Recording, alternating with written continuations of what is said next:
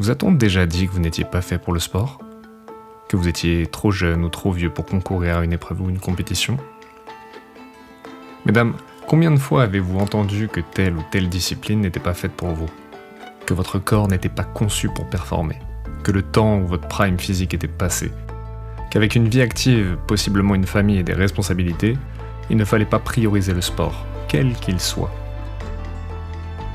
Vous parlez sûrement à voix haute en ce moment même pour confirmer mes propos, et même si je ne vous entends pas, je connais pertinemment ces interrogations. Moi, l'humble narrateur de ce podcast, suis passé par là. À vrai dire, c'est une réaction presque instinctive de l'être humain depuis la nuit des temps. Les personnes ont tendance à projeter leurs doutes et leurs insécurités sur le public à l'initiative de l'envie de changement, voyant l'engagement et le processus à mettre en place par le prisme de leur vie. Certains et certaines plus que d'autres. L'être humain aime l'ordre établi, les habitudes, la routine. La mutation s'opère à partir du moment où l'acteur sort de sa zone de confort, qu'il accepte la douleur pour le cerveau que représente le changement. Le premier facteur de développement réside dans le fait de ne pas écouter l'avis d'autrui. Celles et ceux qui souhaitent accomplir un objectif aussi démesuré soit-il, se doivent de ne pas prêter attention au discours extérieur. Certains verront d'un mauvais œil la possibilité que vous puissiez surpasser leur niveau. Vos proches, eux, regarderont chaque défi par le prisme de la sécurité, afin de vous protéger d'éventuelles blessures, échecs ou déconvenues, vous encourageant ainsi, sans le vouloir, à ne pas prendre de risques, à peut-être rabaisser vos critères, à voir moins grand. La priorité n'est pas ce que pensent les autres du défi que vous vous êtes fixé, ou de la validation de ces derniers, mais bien du discours interne que vous projetez. Qu'ai-je envie de réaliser ? Comment y arriver ? Quelles sont les contraintes liées à ce changement ? Quelles solutions je trouve pour atteindre mes objectifs ? Comment j'adapte mon quotidien pour avancer un peu plus vers l'accomplissement ? Ces questions sont la résultante d'un changement qui s'opère, d'une liberté qui se reprend. Un premier pas vers la prochaine version de vous-même, celle qui, dans le futur, va se mesurer à un défi qui lui semblait hors norme. Il faut parler solution avant de parler problème. Notre quotidien est donc pavé de croyances limitantes, liées à notre mode de vie, notre niveau d'études, notre origine, notre physique ou encore notre sexe. Les femmes étant souvent les premières victimes de ce système, se voyant souvent dicter un schéma de pensée qui doit être acceptable pour la société.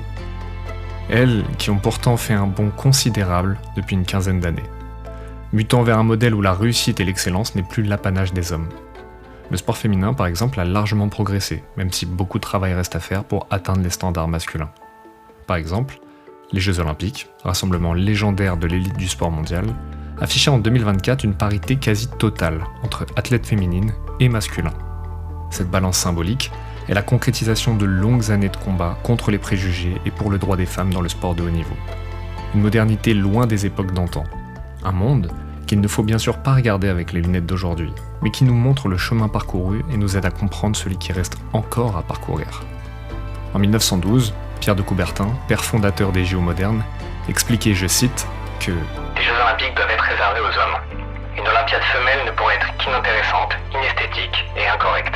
Il constitue l'exaltation solennelle et périodique de l'athlétisme mâle avec l'applaudissement des femmes comme récompense. » Avant de rajouter plus tard que le rôle des femmes devrait être avant tout de couronner les vainqueurs.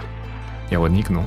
Surtout quand on sait que ce dernier s'est largement battu pour que tout peuple soit autorisé à concourir aux Olympiades sans distinction aucune.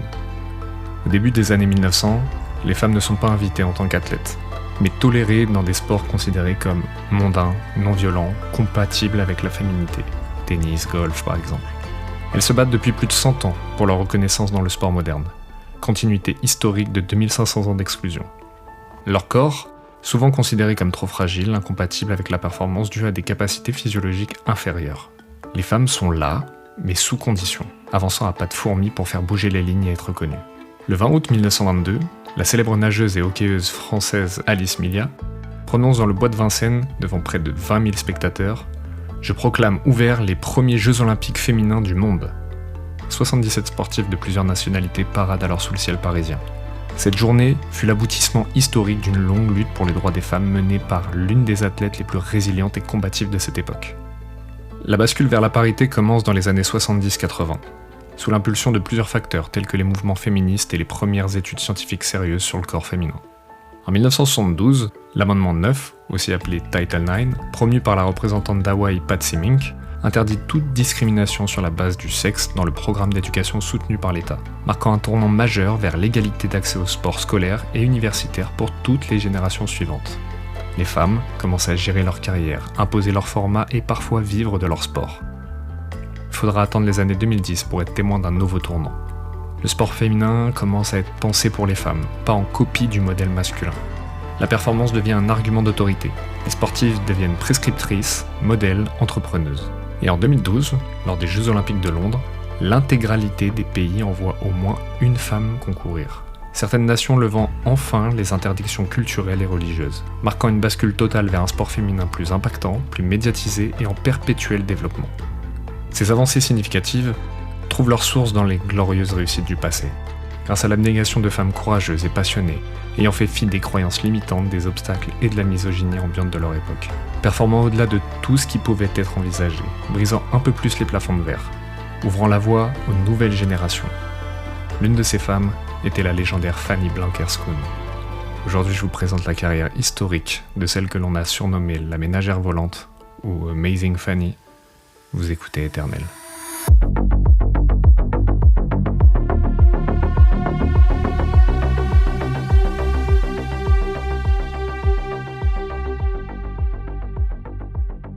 Francina Elsch-Koen, dite Fanny Koen, est née le 26 avril 1918 à Baarn, dans la province d'Utrecht, aux Pays-Bas. Elle grandit dans une famille physiquement active, avec 4 frères. Leur père, autrefois agriculteur, se reconvertit dans le transport routier et monte sa propre entreprise, ce qui permet à Fanny et à sa famille de vivre à Hoofddorp, sublime ville néerlandaise non loin d'Amsterdam. Devenue citadine, Fanny est une élève sérieuse à l'école communale. Puis, comme beaucoup de jeunes filles de l'époque, elle est envoyée à l'école ménagère. Elle y apprend la couture, le jardinage, et passe beaucoup de temps à faire des balades à vélo. C'est une enfant sage et timide, toujours bien coiffée de ses nattes blondes. À ce moment-là, tout semble écrit d'avance. Fanny est destinée à devenir une parfaite femme au foyer. Mais dès l'âge de 6 ans, la découverte du sport vient bousculer ce scénario. Elle commence tout d'abord par la natation, puis la gymnastique, le tennis, le patin à glace, et finalement, la course à pied, se révélant souvent plus rapide que les garçons de son village. Son entraîneur de l'époque l'encourage d'ailleurs vivement à poursuivre sur cette voie. C'est une petite fille très active qui aime la compétition, peu importe la discipline. En 1935, à l'âge de 17 ans, elle décide de poursuivre sa carrière sportive en athlétisme. Elle rejoint le Amsterdam Dames Athletic Club et quelques mois plus tard, elle participe au championnat néerlandais de 800 mètres. Elle remporte la victoire avec un temps de 2 minutes 29, performance qui devient immédiatement le record national, attirant alors le regard de tous les acteurs du monde du sport néerlandais. Toutes les grandes histoires sont marquées du même dénominateur commun, la rencontre. Celle-ci aura lieu cette année 1935. Lors d'une compétition d'athlétisme, Fanny croise la route de Johan Blankers, dit Jan. Homme de 15 ans, son aîné et coach de l'équipe d'athlétisme hollandaise, Jan est né le 23 avril 1904 à Amsterdam. C'est un ancien athlète de triple saut, il représente d'ailleurs les Pays-Bas aux Jeux Olympiques d'été de 1928 à Amsterdam. Il devient champion des Pays-Bas de triple saut en 1931 et 1932. Malheureusement, une déchirure du tendon d'Achille met fin à sa carrière d'athlète. Il en conservera une légère boiterie. En 1935, il fait ses débuts comme entraîneur national d'athlétisme pour les Pays-Bas, et c'est lors d'une compétition qu'il rencontre Fanny Koen. Il remarque immédiatement son potentiel. Malgré une technique imparfaite et un style bien à elle, il l'encourage à participer aux Jeux de Berlin, qui auront lieu l'année prochaine. Cette rencontre change complètement la façon de voir les choses de Jan. Lui qui était d'abord sceptique sur le sport féminin, finit par se prendre de passion pour Fanny et à s'intéresser à son avenir sportif. En 1936, il fonde à Amsterdam le club d'athlétisme féminin Sagitta, dont l'objectif est de promouvoir le sport féminin et d'intégrer les femmes à une époque où elles ne sont pas considérées, voire dénigrées. Fanny rejoint Sagitta et fait de Jan son entraîneur. Elle et d'autres athlètes d'élite transforment le club en véritable force majeure de l'athlétisme féminin néerlandais, prouvant chaque jour un peu plus que les femmes ont leur place dans le sport de haut niveau. Ses performances décollent et elle est sélectionnée pour les Jeux Olympiques de Berlin en 1936. Fanny, 18 ans, finit en finale du saut en hauteur et 5e du relais 4x100 mètres. Elle profitera aussi de ces Jeux pour rencontrer son idole, Jesse Owens. En 1938, Fanny participe au championnat d'Europe d'athlétisme et finit médaillée de bronze sur 100 mètres et 200 mètres. Le duo Fanny et Jan propulse chaque fois un peu plus la jeune néerlandaise vers les sommets du sport féminin. Malheureusement, le 1er septembre 1939, l'Allemagne envahit la Pologne, déclenchant le début du conflit que l'on nommera plus tard Seconde Guerre mondiale. Le 3 septembre, la France et le Royaume-Uni déclarent la guerre à l'Allemagne. L'effet domino est immédiat. En Angleterre, le championnat de football professionnel est interrompu après seulement la 3e journée. La menace d'attaque aérienne rend impossible la poursuite normale du championnat. Pour autant, tout est fait pour maintenir en Europe une activité sportive et soutenir le moral du public. En France, par exemple, les championnats sont transformés en championnats de guerre et sont réorganisés par zone géographique. Beaucoup d'athlètes de nombreux pays sont appelés à participer à l'effort de guerre et rejoignent ainsi l'armée, l'industrie ou tout autre service essentiel. Bien sûr, le sport devient aussi outil de propagande et instrument politique, comme en Allemagne. Il sert alors à démontrer la normalité du régime. En Pologne, pourtant occupée, le sport survit, sous forme de rencontres locales ou illégales, parfois sévèrement réprimées. Les Jeux Olympiques d'été de 1940 prévus à Tokyo, puis déplacés à Helsinki, sont finalement annulés, tout comme ceux de 1944 à Londres. Le sport, pourtant vecteur de dépassement, de joie et de passion, devient très vite perturbé, arrêté ou pratiqué sous forme de compétition illégale, surtout à mesure que la guerre s'étend. Il subsiste pour toutes et tous afin de garder au beau fixe le moral des peuples entraînés dans ce terrible conflit planétaire. Les Pays-Bas sont occupés par l'Allemagne nazie à partir de mai 1940, supprimant toutes les compétitions comme dans les autres pays. Fanny et Jan continuent pourtant de s'entraîner, malgré ce contexte chaotique, leur relation ne faisant que de croître au-delà du sport. Un contexte aussi terrible que la guerre amène souvent à prendre conscience de la fragilité de l'instant présent. Que c'est un bien qu'il nous faut chérir, car tout peut basculer en un fragment de seconde. C'est parfois dans ces moments les plus sombres que la vie prend tout son sens, et que les choix deviennent évidents. Le 20 août 1940, Fanny épouse Jan et devient Fanny Blankers-Koen. L'année suivante, elle donne naissance à leur premier enfant, sobrement appelé Jan, comme son père. L'amour au milieu du chaos. Bien que la guerre fasse rage, Fanny, elle, n'a jamais arrêté de s'entraîner, de progresser. Pendant l'occupation allemande, elle bat plusieurs records. Record du monde du 80 mètres haies, le 30 mai 1943, record du monde de saut en hauteur, le 5 septembre 1943, elle égale le temps du record du 100 mètres en 11 secondes 5, mais le chrono ne sera pas homologué. Pourquoi ? Parce qu'elle courait contre des hommes ce jour-là.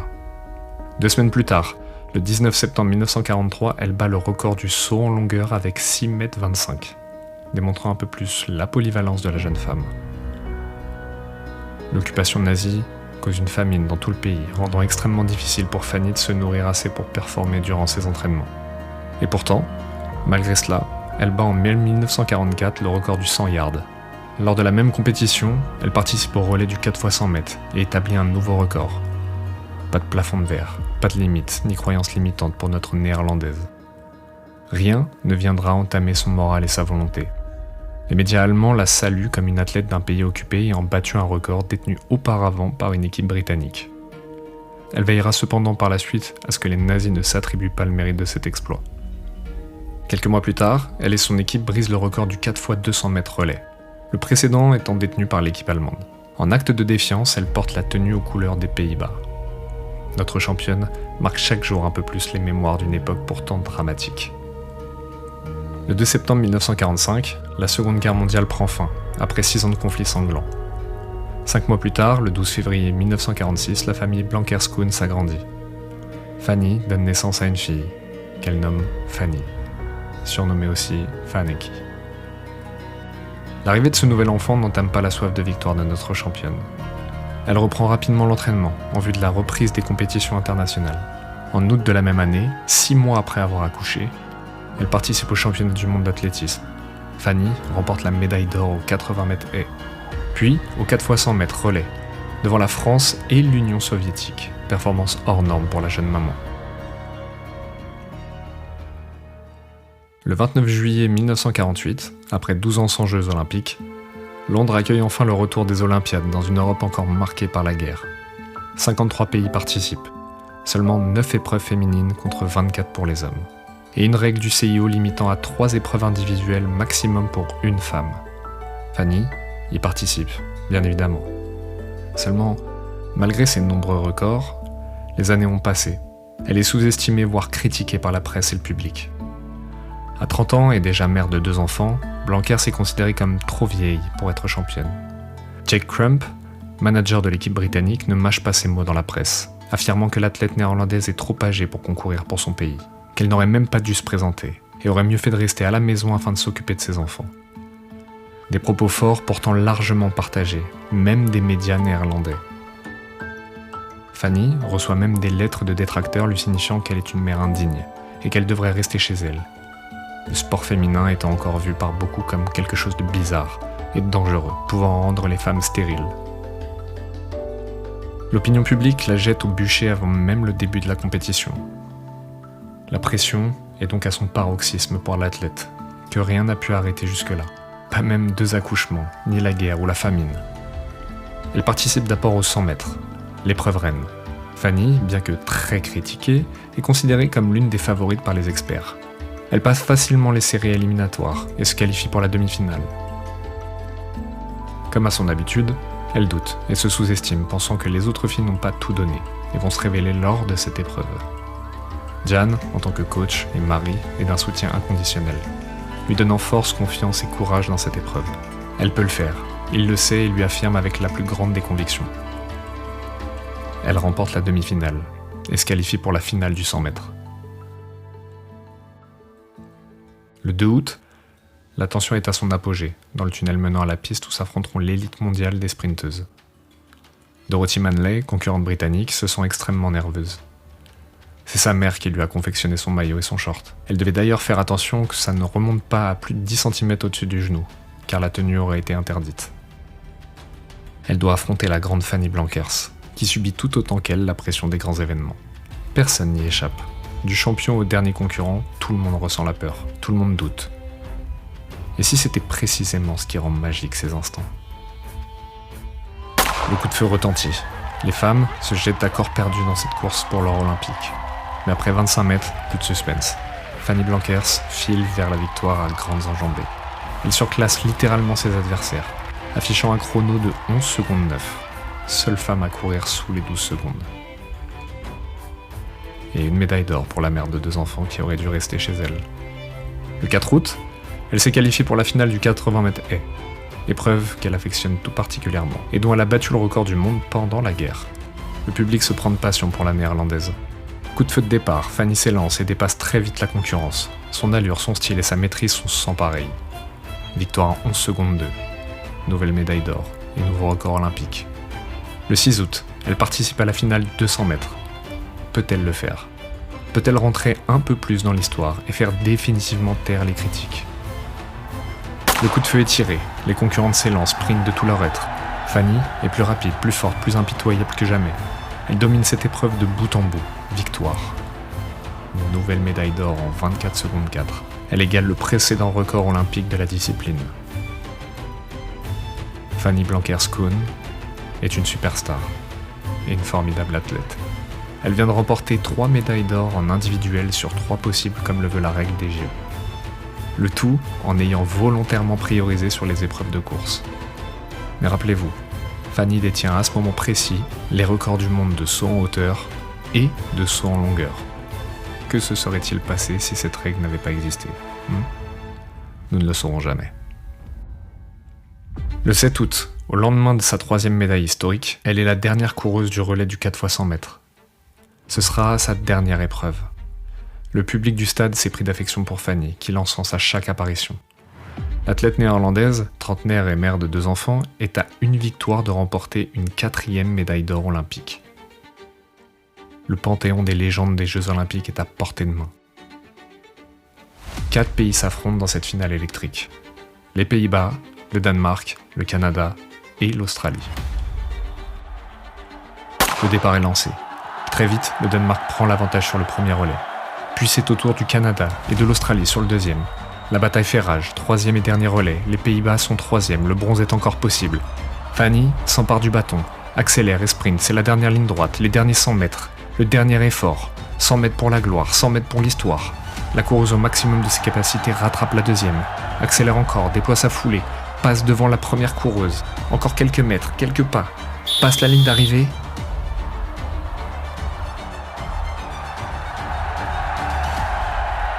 Les Pays-Bas remportent la médaille d'or.